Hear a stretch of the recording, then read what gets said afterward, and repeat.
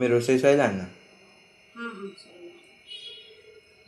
ଏ ଆମ୍ବ କାଟୁଛି ନଉଛି ଖାଇବା ଲାଗି ଦଉଛି।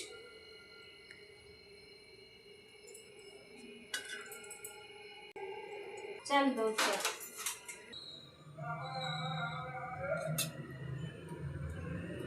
ଘିଅ ପକେଇନି ନା ନା ନା ନା। ଖାଇବୁନି। ମମି ଆଜି ସବୁ ତରକାରୀ କ'ଣ କରିଛ? ତରକାରୀ କ'ଣ କରୁଛି? ଡାଲି କରିଛି। ହଁ। କୁନ୍ଦୁରି ଆଳୁ ଭାଜିଛି ହେଲା। ଲଙ୍କାଟା ପଳେଇଲୁ। ଆଳୁ ଚୋଖା କରିଛି। ଭଜା ଆଳୁ ଚୋଖା ଭଜା କଢ଼ାରେ ରହିଛି ମୁଁ ପଳେଇବି।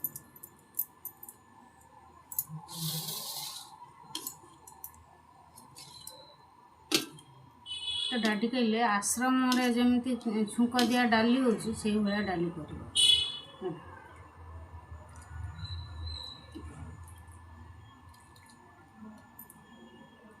ସେଇଭଳିଆ କରିଛୁ।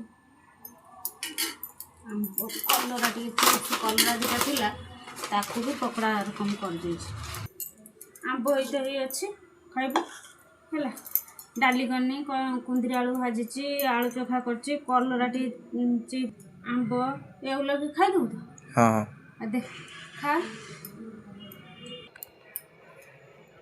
ଆମ ପୁଅ ସାଙ୍ଗମାନେ ଖାଇଲେଣି। ଆମର ତ ଏଇ ସବୁ ଭଜା ଭଜି ସବୁ କରି ବଡ଼ି ଭଜା ନୁ ହଉ ହଉ ତୁ ଖା। ମିକ୍ସଚର ଦେମି ମିକ୍ସଚର